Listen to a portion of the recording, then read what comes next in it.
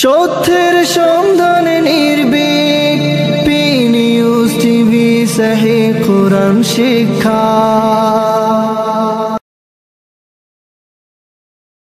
আসসালামু আলাইকুম ওয়া রাহমাতুল্লাহি ওয়া বারাকাতুহু। পি নিউজ টিভির বরকতময় আয়োজন 30 দিনে সহি শুদ্ধভাবে কোরআন শিক্ষা অনুষ্ঠানে আপনাদের সকলকে আন্তরিক মোবারকবাদ জানাচ্ছি। সম্মানিত ভাই বোন, মাখারাজ মুখস্থ করার বিষয় নয়। আমাদের অনেকের মাখারাজ মুখস্থ আছে, কিন্তু সঠিক জায়গা থেকে হরফগুলো আমাদেরকে উচ্চারণ করা শিখতে হবে। এটার জন্য সহজ নিয়ম হলো, যে হরফের উচ্চারণ আপনি বের করতে চান, সেই হরফের পূর্বে যদি একটি হরকত দেন, তাহলে ওই হরফের উচ্চারণ স্থল আপনি জানতে পারবেন, নির্ধারণ করতে পারবেন। যেমন উদাহরণস্বরূপ বলা যেতে পারে হামজা বা জবর আব, এভাবে হামজা তা জবর আত, এভাবে 29টি হরফ পূর্বে হরকত দিয়ে আমরা যদি ওই হরফের উপর জজম দিয়ে উচ্চারণ করি, তাহলে ওই হরফের মাখরাজ আমরা জেনে যাব এবং তার সঠিক উচ্চারণ আমরা করতে পারবো। সম্মানিত ভাই বোন, এভাবে হুরুফ শিখার পর আমাদেরকে যে বিষয়টা জানতে হবে সেটা হলো হারাকাত। হারাকাত হলো এক জবর, এক জের, এক পেশ। বাংলা বর্ণমালার মধ্যে আমরা যেগুলোকে আকার ইকার বলি, ঠিক সেভাবে আরবি বর্ণমালার মধ্যে আরবি হুরুফগুলোকে পড়ার জন্য এই হারাকাত আমাদেরকে ব্যবহার করতে হবে। জবর এর উচ্চারণ হবে আকারের মতো, হামজা জবর আ, হা জবর হা, আইন জবর আ, এভাবে জবরের উচ্চারণ হবে আকারের মতো। এক জের, জেরের উচ্চারণ হবে বাংলায় রস্বীকারের মতো, যেমন বা জের বি, তা জের তি। কোনোভাবে এই উচ্চারণকে একার করা যাবে না। আমাদের মধ্যে অনেককে দেখা যায় জের যখন আমরা উচ্চারণ করি বা জের বে এভাবে পড়ে, এটা সঠিক নয়। সঠিক উচ্চারণ হবে রস্বীকার দিয়ে, বা জের বি, তা জের তি। আমরা পেশের উচ্চারণ বাংলায় রস্যকার দিয়ে করব, যেমন বা পেশ ভু, তা পেশ তু। কোনোভাবে এই উচ্চারণকে ওকার করা যাবে না।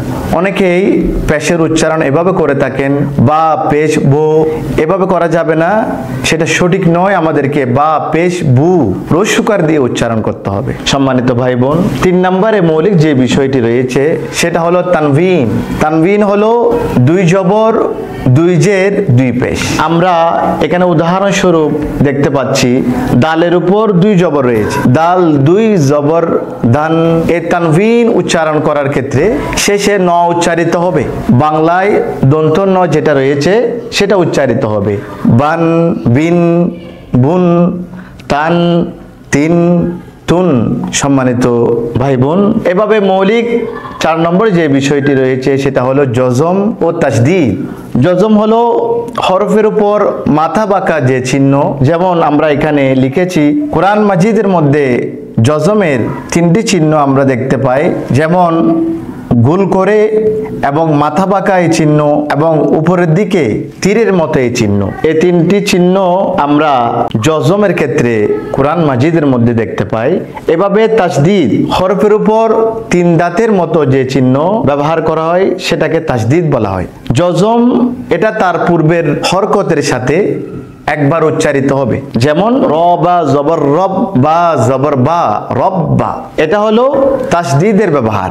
জজম ব্যবহার করতে হবে আলিফ বা জবর আব, আলিফ তা জবর আদ। এভাবে জজম তার পূর্বের হরকতের সাথে একবার উচ্চারিত হবে, আর তাসদীদ পূর্বের হরকতের সাথে একবার উচ্চারিত হবে এবং নিজের হরকতের সাথে একবার উচ্চারিত হবে, যেমন মিম র জবর মার, র পেশ রু, মাররু। সম্মানিত ভাই বোন, কোরআন মাজিদের মৌলিক এই 4টি বিষয় যদি আমরা আত্মস্থ করতে পারি, কোরআন মাজিদ শিকার যে পথ, সহি শুদ্ধভাবে কোরআন মাজিদ পড়ার সে কাজটি আমাদের অনেকাংশে সহজ হয়ে যাবে। আমরা ধীরে ধীরে কোরআন মাজিদের সহি শুদ্ধভাবে পড়ার ক্ষেত্রে যেসব নিয়ম কানুন জানা দরকার, আমরা আপনাদের সম্মুখে সেগুলো আলোচনা করব।